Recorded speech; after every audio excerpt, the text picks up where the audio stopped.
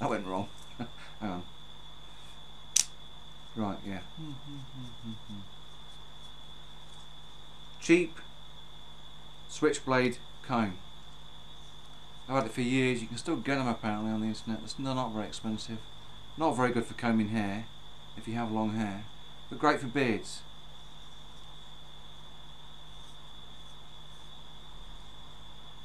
My link to this is again a movie from the film Dawn of the Dead, and people who are movie fans will know where I'm coming from. Yes, it was Tom Savini. His character used one in that movie, so that's why I actually bought one originally. Right, wacky chat, back to normal wacky chats. No fancy editing, no contact lenses, no trickery, just as it comes. So any mistakes, there you go, that's how it goes. Dagner barrel, and I'm going to talk a little bit about tobacco. Really? Yes, really.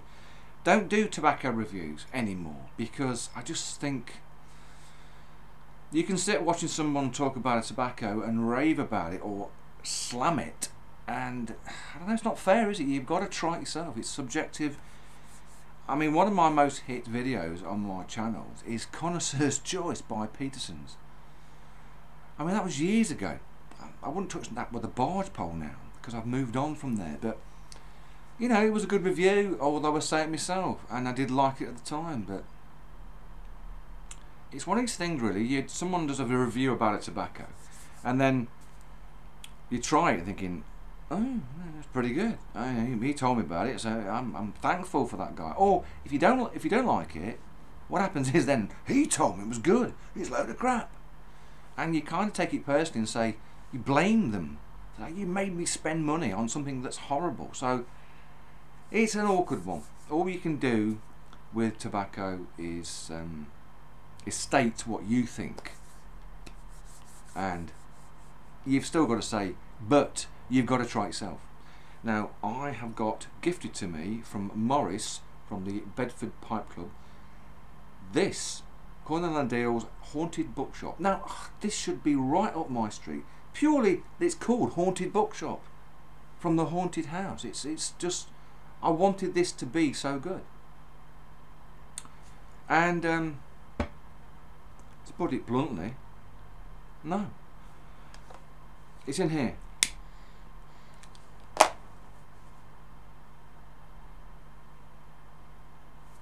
Lights well, packs well.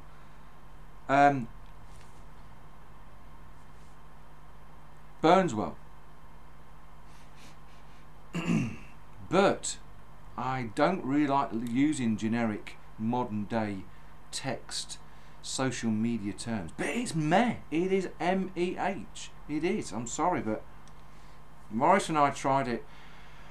Gave it a good go at the Pipe Club, Bedford Pipe Club, and Cornell & Deal do some great stuff. I've had some fantastic blends from this company.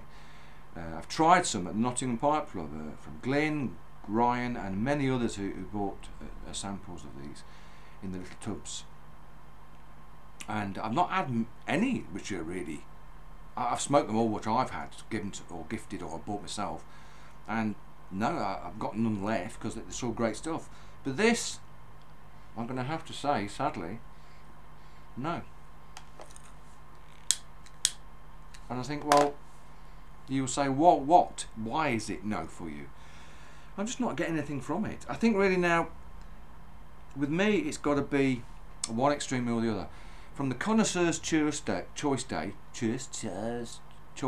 to now, it's moved on. I still like the aromatics. Most people who go from when they first start smoking pipes, they think, oh, you know, cherries and cherry and vanilla, and they move on to Virginia's, Burleys, or they go to the vapes or whatever. But with me, I still like the sweet stuff, and obviously I'm a great Northwoods fan, Latakia.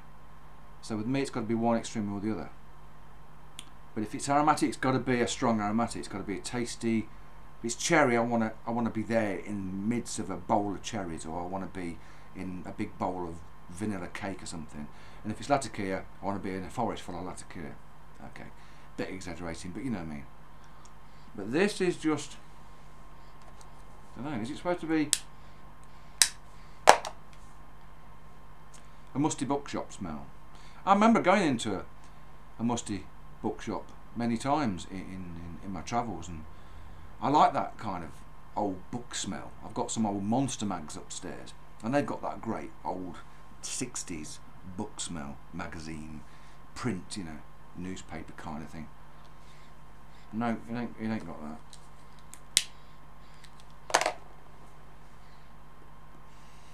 It's not harsh, it's not bitey, but it's just meh. I don't have to say it. I think the tips are, don't guff on it. You know what, guff and sip. I used terms in the past. Guff and sip. Sip it gently, just drag it through. Guffing is a no-no with quite a lot of tobaccos, which people do. So, oh, it's biting me. Well, don't guff on it then. G-U-F-F.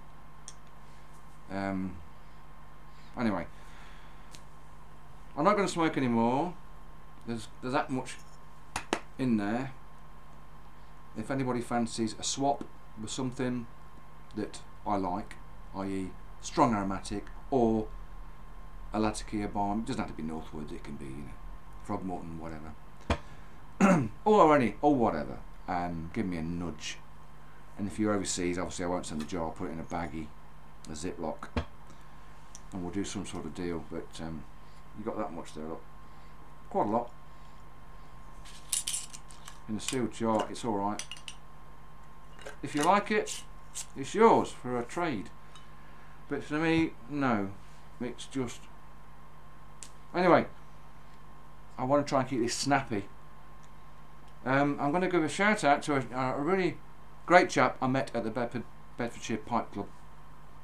Another James. Gosh, there's so many Jameses. People are going to have to start changing the names because it's getting ridiculous. But this chap is on YouTube, a channel, fairly newbie of a fella, and there he is, and he's called Swingkid100. There he is talking about an OTC blend in the UK called Bayside, which I've not tried either. But I met James, and a really interesting fella because he's into his vintage attire, and he looked rather dapper in his gear, and we had a long chat. He'd been following me and checking me out for quite a while, so, but I wasn't aware of him. So it was a pleasure to meet him, and he's a nice fella, and give him some support, because as I said before, there's still not many UK pipers compared with across the pond in the US of A. We've still got a long way to catch up here. So Tampa, he's looking for a Tampa. Oh, again. Australian dingo. Made from a dingo, apparently. Amazing. From Mr. Pipe Nutter, of course, the one and only.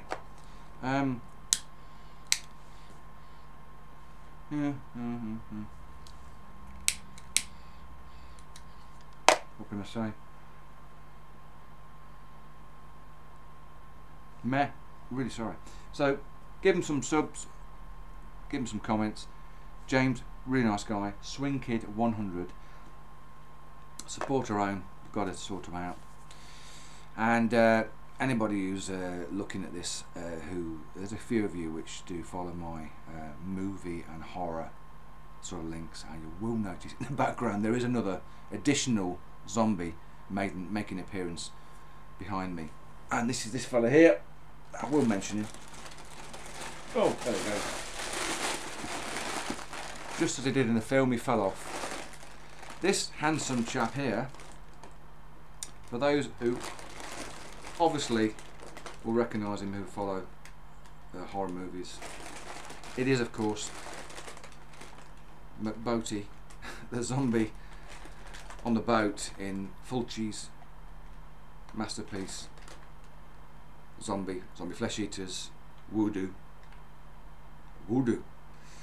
And but I took a treat. Yeah, it's the fat chap on the boat with this nice blood goatee he's got here. Really well done.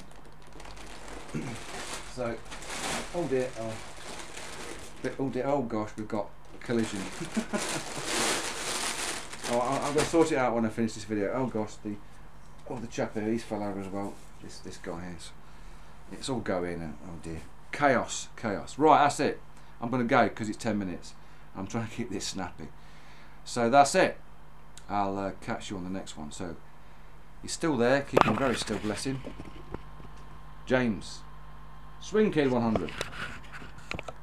Go back in time and look at James' videos and see what he's got to say. I'm checking a few of his now. I've just not watched only a few of them. I'm listening to this Bayside review, and that's about OTC stuff, and that's another story completely, and I'll cover that another time about over-the-counter blends in the UK. What is left, what we can get here, what we even want to try. So I'll leave you with that. So there you go. Really like my haunted bookshop. I just don't think it's got enough in it to keep me interested. Not enough saucy novels in it to keep me going.